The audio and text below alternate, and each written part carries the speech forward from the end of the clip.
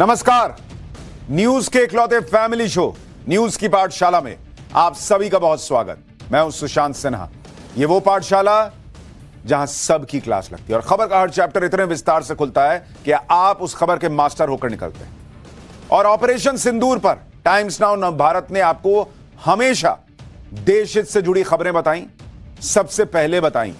और आज भी पाठशाला में ऑपरेशन सिंदूर पर हम सबसे बड़ा खुलासा करने जा रहे हैं।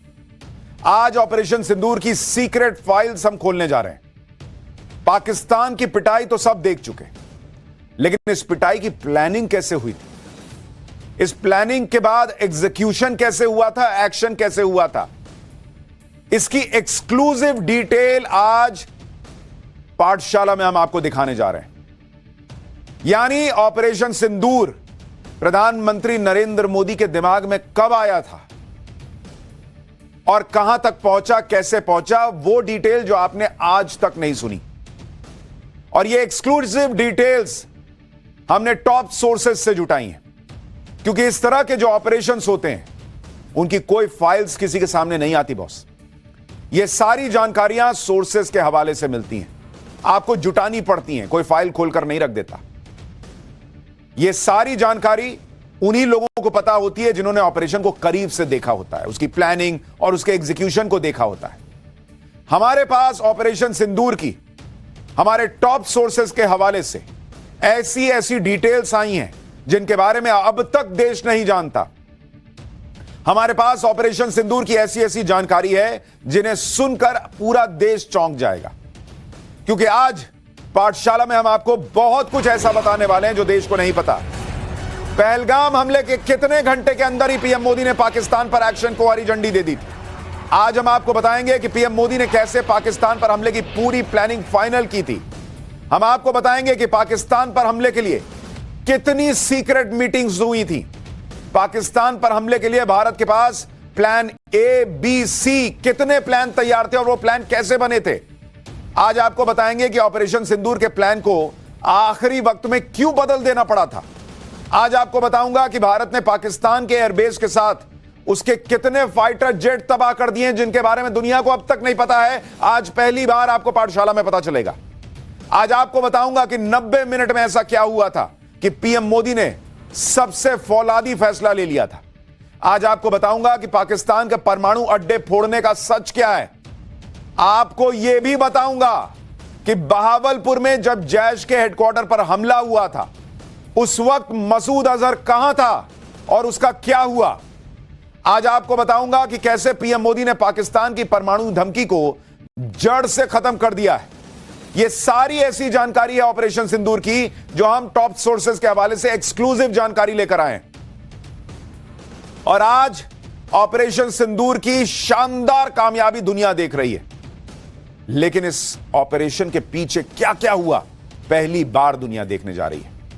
प्रधानमंत्री नरेंद्र मोदी ने देश के नाम संबोधन में कहा था कि जब देश एकजुट होता है, नेशन फर्स्ट की भावना से भरा होता है, राष्ट्र सर्वोपरि होता है, तो फौलादी फैसले लिए जाते हैं।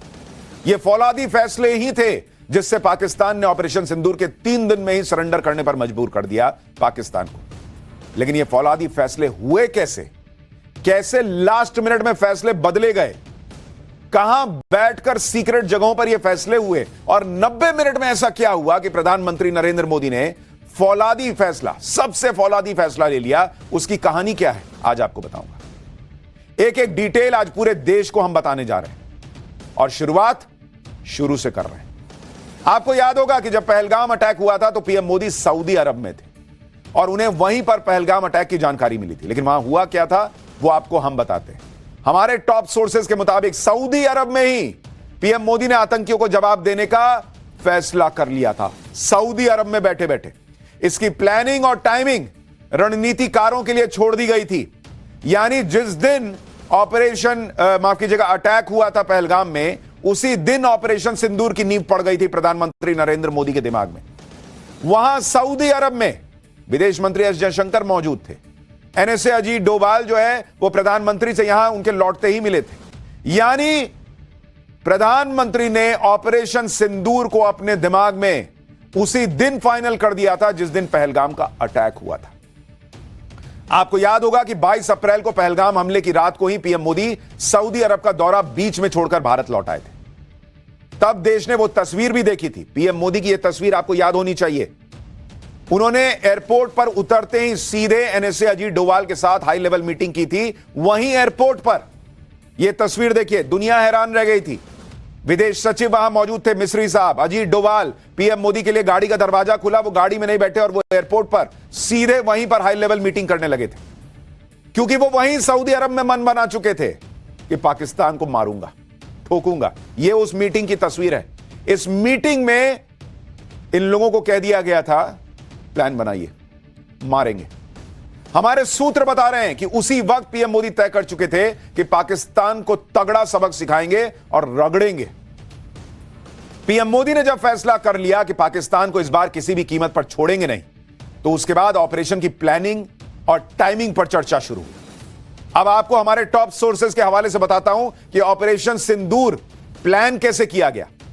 23 अप्रैल यानी अटैक के अगले दिन से लेकर 5 मई तक, यानी अटैक जो पाकिस्तान पर अटैक हुआ उससे एक दिन पहले तक 47 ऐसी मीटिंग हुई जिसमें स्ट्रैटेजी बनाई गई। यह मीटिंग बिल्कुल किसी अज्ञात सेफ हाउस में हो रही थी, यानी मीडिया उन मीटिंग में पीएम को सिर्फ ब्रीफ किया जाता था कि क्या हो रहा है, नहीं हो रहा है, लेकिन असल प्लानिंग किसी अज्ञात सेफ हाउस में हो रही थी। किसी को कानो कान इसकी भनक तक लगने नहीं दी गई। और आप सोचिए 47 मीटिंग हुई, 47 मीटिंग, ये हमारे टॉप सोर्सेस कह रहे हैं। उसके बाद ऑपरेशन सिंदूर जो है वो फाइनल हुआ। इन बैठकों में एनएसए अजीत डोभाल होते थे, सीडीएस जनरल अनिल चौहान होते थे, army chief general Upendra Dwivedi होते थे, air chief marshal AP Singh और एडमिरल दिनेश त्रिपाठी। अलग अलग रणनीति के हिसाब से अलग अलग बैठकें भी हुई और एनएसए सभी बैठकों में शामिल रहे। लगातार मीटिंग्स में स्ट्रैटेजी बनती जा रही थी, अलग अलग एक्शन प्लान पर चर्चा हो रही थी, लगातार ब्रेनस्टॉर्मिंग की गई कि पाकिस्तान को अगर मिट्टी में मिलाना है वहां पर आतंकियों को, तो ऐसा क्या किया जाए जो पाकिस्तान भी सोच ना पाए। आतंकी ठिकानों पर कैसे सटीक स्ट्राइक की जाए जिससे यह ऑपरेशन कामयाब हो सके। टॉप सोर्सेज के मुताबिक लगातार मंथन के बाद आतंकी ठिकानों पर स्ट्राइक की प्लानिंग फाइनल हो गई। आतंकी ठिकानों पर स्ट्राइक करने के लिए 3 प्लान बनाए गए थे इन 47 मीटिंग के बाद। प्लान ए, प्लान बी और प्लान सी। तीनों प्लान के असेसमेंट के पैरामीटर तय किए गए। इनमें प्लान्स के असेसमेंट के पैरामीटर सक्सेस रेट 0 to 5 के स्केल पर तय किए गए कि भाई जैसे प्लान ए है उसके सक्सेसफुल होने का कितना चांस है। 5 मतलब एकदम पक्का सक्सेसफुल होगा, 0 मतलब बिल्कुल नहीं होगा, 1 मतलब थोड़ा चांसेस हैं गड़बड़ होने के। इस तरह से उसको सक्सेस रेट पर इन प्लान्स को बांटा गया कि प्लान ए के सक्सेस रेट इतना है, प्लान बी का इतना है, प्लान सी का इतना है। फिर इसमें मापा गया कि अपने हथियार और उनकी रेंज क्या रहेगी अगर हम प्लान ए के साथ जाते हैं या प्लान बी के साथ जाते हैं या प्लान सी के साथ जाते हैं। उनके हथियार और उनके रेंज की को भी मापा गया कि पाकिस्तान इसमें हमारे साथ क्या अगर रिटेलिएट करेगा, जवाब देगा, रोकने का प्रयास करेगा तो क्या कर सकता है, इसको मापा गया।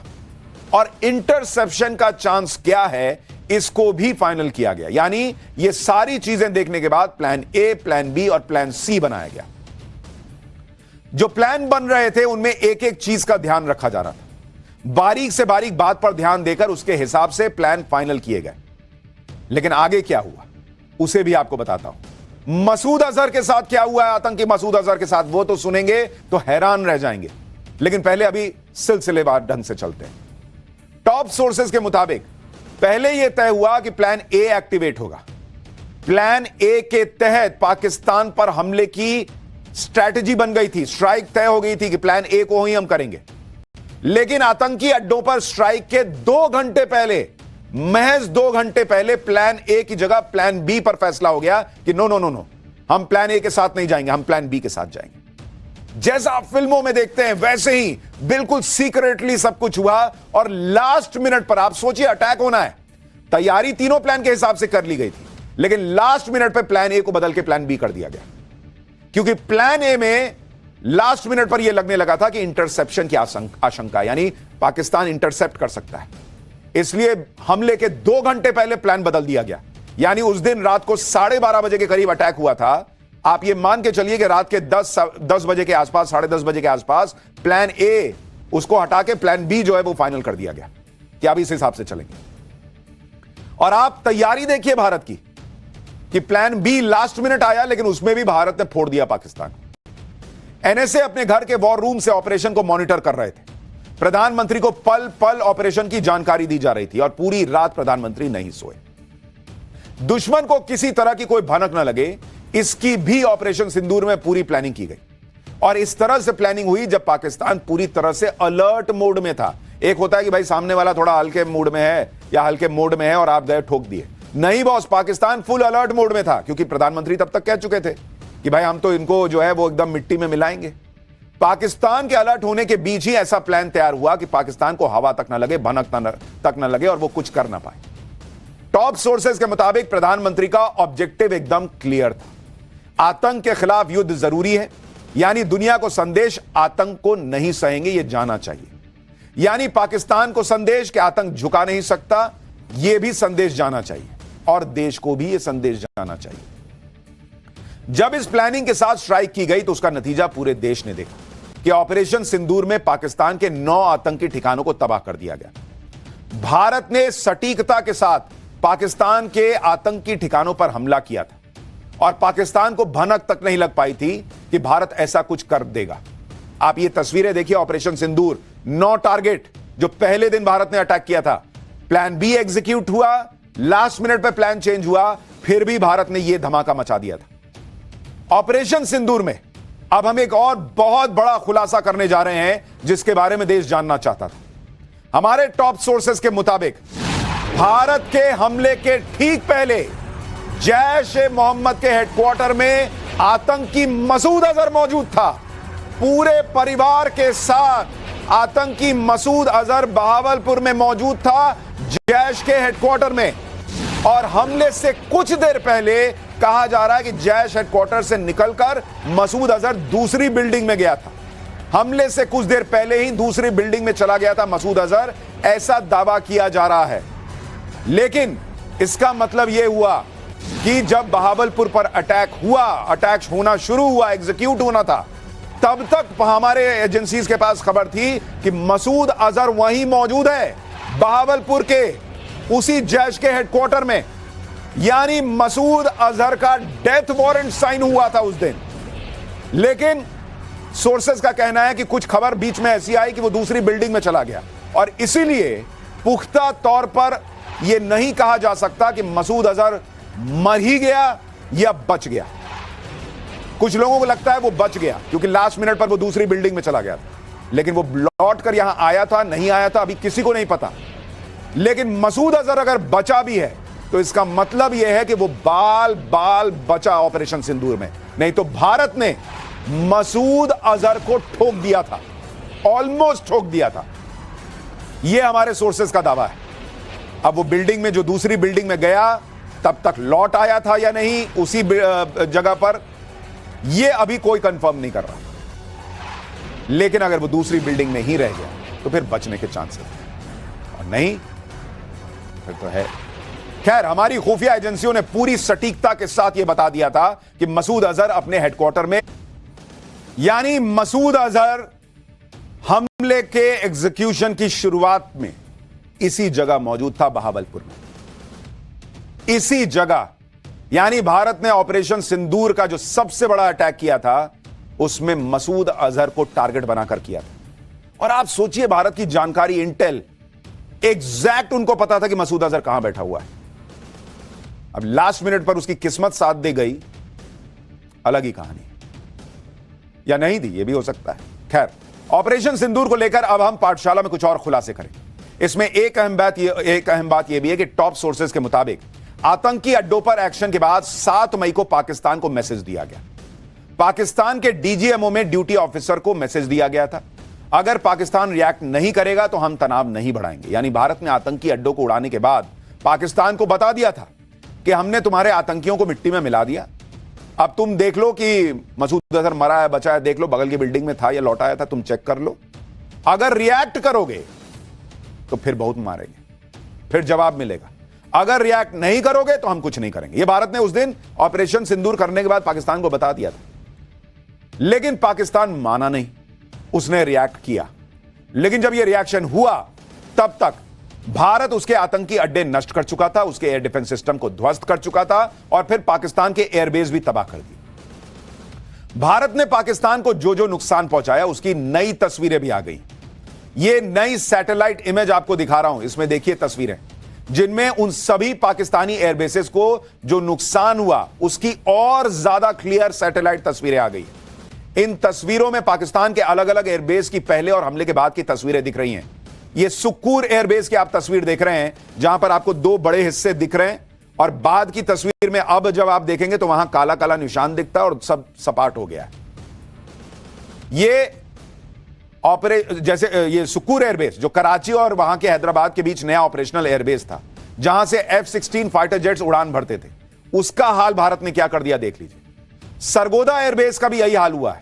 एयरबेस का रनवे तबाह हो चुका, आप देखिए एकदम क्लियर पिक्चर आ चुकी है। और ये सरगोदा एयरबेस की कहानी आगे बताने वाला हूं जो आपको अभी नहीं पता। वहां से पाकिस्तान प्लेन ही नहीं उड़ा सकता था, भारत ने रनवे फोड़ दिया। रनवे फूट गया, प्लेन कैसे उड़ेगा? ऐसे थोड़ी है कि गाड़ी धीरे से करके निकाल लिया उसमें से, गड्ढे में से, ऐसा नहीं है भाई। रनवे गया, तुम्हारी पूरी ताकत चली गई। लेकिन इसकी भी एक कहानी, पाकिस्तान के भोलारी एयरबेस पर भी भारत के हमले की छाप दिख रही है। ये जरा देखिए कैसे तबाह हो गया ये। पाकिस्तान भारत के अलग अलग जगहों पर जो अपने दावे करता है कि उसने ये हमला किया वो हमला किया, उसकी एक सैटेलाइट इमेज नहीं रख पा रहा। और भारत के लिए आप देखिए कैसे कैसे एकदम क्लियर पिक्चर निकल कर आ रही है कि भारत ने कैसे मारा पाकिस्तान। पाकिस्तान के अंदर जो तबाही हुई उसके लिए पाकिस्तान ही जिम्मेदार है, क्योंकि भारत ने पाकिस्तान को कहा था कि शांत रहोगे तो हम भी छोड़ देंगे। लेकिन पाकिस्तान ने भारत पर अटैक करके पीएम मोदी का गुस्सा और बढ़ा दिया। टॉप सोर्सेज के मुताबिक पाकिस्तान की तरफ से भारत के खिलाफ बार बार उकसावे की कार्रवाई हुई। भारतीय एयरबेस पर अटैक की कोशिशों से पीएम बेहद गुस्से में थे। प्रधानमंत्री मोदी ने पाकिस्तान के एयरबेस पर अटैक को हरी झंडी दे दी थी। न्यूक थ्रेट पर पीएम से पूछा गया था और उन्होंने कहा था कि जहां से खतरा है उसको ही नेस्तनाबूद कर दो। यानी प्रधानमंत्री ने सबसे फौलादी फैसला ले लिया था। उनको कहा गया कि भाई अगर न्यूक्लियर थ्रेट है, मान लीजिए पाकिस्तान परमाणु हथियार छोड़ेगा तो क्या करेंगे? पीएम ने कहा जहां से छोड़ सकता है भाई, कहीं से तो प्लेन लेके उड़ेगा, कहीं से तो उसको कमांड दी जाएगी, वो जगह ही फोड़ दो। और इसीलिए आप देखिए कि भारत ने पाकिस्तान के उन एयरबेस को उड़ा दिया जहां उसके परमाणु हथियारों का कमांड कंट्रोल रहता था। ने पाकिस्तान में लगे चीन के एयर डिफेंस सिस्टम को 23 मिनट तक बाईपास और जाम रखा। मतलब 23 मिनट तक चीन का एयर डिफेंस सिस्टम भारत की टेक्नोलॉजी के आगे बेबस रहा और भारत की मिसाइल्स पाकिस्तान को फोड़ती रहीं। भारत ने बता दिया कि कैसे उसने made in China PL-15 long range missile को तबाह कर दिया, कैसे तुर्की के यीहा ड्रोन बर्बाद कर दिए। Long range rocket, quad copters और कमर्शियल ड्रोन के मलबे भारत ने रिकवर किए। भारत ने बता दिया दुनिया को कि पाकिस्तान की विदेशी टेक्नोलॉजी भी भारत के स्वदेशी एयर डिफेंस सिस्टम के आगे कुछ नहीं कर पाई। भारत ने बताया कि उसके 10 सैटेलाइट 24 घंटे नजर बनाए हुए थे कि वहां क्या हो रहा है। यानी भारत ने पाकिस्तान के साथ साथ चीन को भी मैसेज दे दिया कि भारत की स्वदेशी टेक्नोलॉजी के सामने उसकी मिसाइल यानी चीन की मिसाइल और एयर डिफेंस सिस्टम कुछ नहीं है, ढेले भर हैं। और इसीलिए चाइना की डिफेंस कंपनियां जो हैं उनके शेयर नीचे चले गए, क्योंकि दुनिया ने देख लिया भाई ये चीन बहुत ऐसे हवा हवाई बनता है, हम चीन है, फोड़ना दिया तुम्हारा चीन सारा। भारत ने चीन और तुर्की को और क्या झटका दिया उसकी भी डिटेल आगे बताऊंगा। लेकिन भारत ने पाकिस्तान को इतनी बुरी तरह से पीटा है कि उसकी कोई हद नहीं।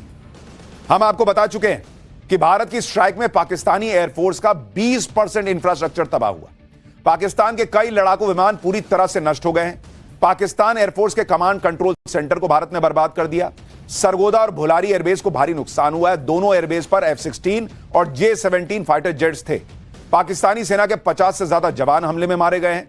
पाकिस्तान के कई एयरबेस पर जेट हैंगर तबाह हो गए हैं। पाकिस्तान एयरफोर्स के हथियारों के डिपो भी तबाह कर दिए गए।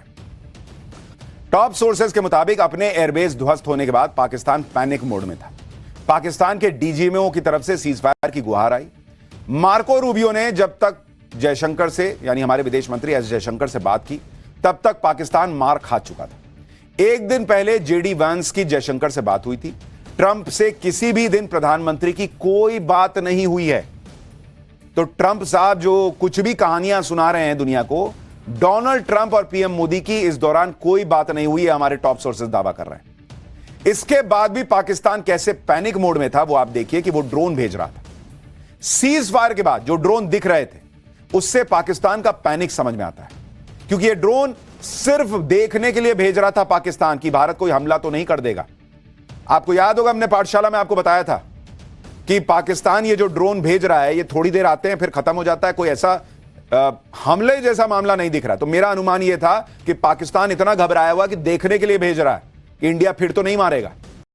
हमारे टॉप सोर्सेज ये बता रहे हैं कि पाकिस्तान ने सीज फायर के बाद जो ड्रोन भेजे थे वो वेजिटेरियन ड्रोन थे। उनको मिलिट्री की भाषा में वेजिटेरियन ड्रोन कहते हैं, मतलब उनमें कोई पेलोड नहीं था, उसमें कोई हथियार ही नहीं थे, इन ड्रोन्स में कोई बम बारूद नहीं था। यानी घबराया हुआ पाकिस्तान जासूसी करने के लिए ड्रोन भेज रहा था, इधर देखो फिर तो नहीं मारेंगे। क्योंकि हमारे सोर्सेज ये कह रहे हैं कि जब सीज फायर भी हो गया तो भारत ने कोई भी अपना हथियार पीछे नहीं खींचा था, भारत जो है वो लूज नहीं पड़ा था। और यही बात पाकिस्तान को परेशान कर रही थी। उसको लग रहा था ऐसा तो नहीं है कि अभी इतना हो गया न्यूक्लियर वगैरह, पता नहीं हमारे एयरबेस तबाह हो गए, अब अगर ये मारेंगे तो हम क्या ही करेंगे, क्योंकि उनका सरगोदा एयरबेस तो फूटा पड़ा था, F-16 वगैरह उड़ नहीं सकते थे, नूर खान तबाह था। तो उनको लगा अगर ये आ गए तो हम तो बाप रे बाप खत्म हो जाएंगे। तो वो रात में वेजिटेरियन ड्रोन भेज रहा था। वो ड्रोन वेजिटेरियन नहीं खाते हैं, उसमें कोई बम बारूद नहीं था, तो उसको वेजिटेरियन ड्रोन कहते हैं इस तरह की भाषा में, वॉर रूम स्ट्रेटेजी के हिसाब से। ऑपरेशन सिंदूर की छप्पर फाड़ सफलता और पाकिस्तान की भयंकर धुलाई के नए नए सबूत और तस्वीरों ने पाकिस्तान की पोल खोल दी। लेकिन जब तक ऑपरेशन सिंदूर नहीं हुआ था तब तक देश में कुछ लोग पीएम मोदी को लगातार कोस रहे थे कि पीएम मोदी कब पाकिस्तान पर एक्शन लेंगे। जब भारत ने पाकिस्तान में कल्पना से भी परे की तबाही मचा दी तो अब माहौल बना रहे कि पीओके कब आएगा। बॉस, पाकिस्तान वो देश है जो खुद भारत को पीओके थाली में परोस कर देगा, क्योंकि पाकिस्तान अपनी हरकतों से बाज नहीं आने वाला। और पीएम मोदी पाकिस्तान को आखिरी चेतावनी दे चुके हैं, अगली बार पाकिस्तान गिड़गिड़ाने से भी बच नहीं पाएगा। पाकिस्तान ने भारत को पीओके देने और अपनी कब्र खोदने की तैयारी कैसे शुरू कर दी है, पाकिस्तान के खिलाफ भारत का एक्शन अब भी कैसे जारी है, कैसे पाकिस्तान में मोदी मोदी हो रहा है, कैसे भारत के हमले के बाद पाकिस्तान की जनता वहां के सेना की पोल खोल रही है, आज आपको सब दिखाऊंगा। पहले उसकी एक झलक देखिए।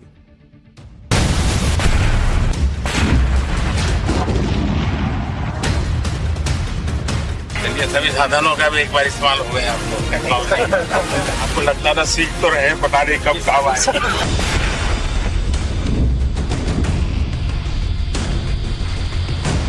मामला केवल पाकिस्तान द्वारा अवैध रूप से कब्जा किए गए भारतीय क्षेत्र को खाली करने का है।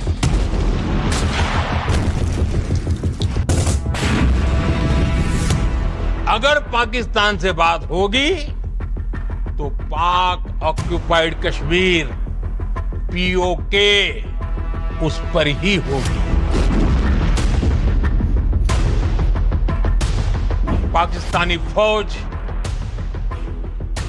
पाकिस्तान की सरकार जिस तरह आतंकवाद को खाद पानी दे रहे हैं,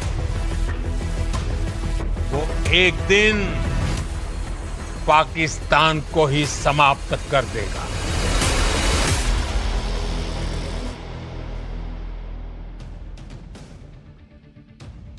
भारत ने पाकिस्तान को घुटनों पर ला दिया है, फिर भी कुछ लोग हैं जो पीओके कर रहे हैं। इन लोगों को समझना चाहिए कि भारत ने पाकिस्तान में घुसकर बता दिया कि भारत क्या कर सकता है। पीएम मोदी जानते हैं कि पाकिस्तान वो दुम है जो सीधी नहीं हो सकती। पाकिस्तान खुद ही अपनी कब्र खोद रहा है, भारत को कुछ करने की जरूरत ही नहीं होगी। पाकिस्तान खुद भारत को मौका देगा, आप लिख कर ले लीजिए। क्योंकि आप देखिए, इतनी जलालत और तबाही झेलने के बाद पाकिस्तान में आतंकियों का गुणगान खत्म नहीं हो रहा। आतंकियों के परिवार को 1-1 करोड़ रुपए का मुआवजा देगा पाकिस्तान। आतंकी मसूद अजहर को 14 करोड़ रुपए दिए जाएंगे क्योंकि उसके परिवार के 14 सदस्य मारे गए थे। पाकिस्तान की सरकार तबाह हुए आतंकी अड्डों को दोबारा बनाएगी, लश्कर और जैश के मरकज का फिर से निर्माण किया जाएगा। ऐसा तो यह देश है। लेकिन अगर वो मसूद अजहर को 14 करोड़ दे रहे हैं, इसका मतलब जो हमारे टॉप सोर्सेज ने कहा था कि हमले के लास्ट मिनट पर मसूद अजहर की किस्मत साथ दे गई और वो दूसरी बिल्डिंग में चला गया, लगता है वो कहानी सही हो सकती है, क्योंकि वो जिंदा है और 14 करोड़ रुपए आ रहे हैं उसकी जेब में। लेकिन पाकिस्तान आतंकियों के परिवार को मुआवजा बांट रहा है। यह तो IMF को देखना चाहिए, दुनिया को देखना चाहिए कि इसको भीख इसलिए देते हो तुम कि ये आतंकियों के परिवार वालों के मरने पर जो है उनको मुआवजा देगा, आतंकियों को मुआवजा देगा, उनका फिर से मरकज बना के देगा पाकिस्तान। इसलिए तुमने आईएमएफ ने लोन बांटा है क्या?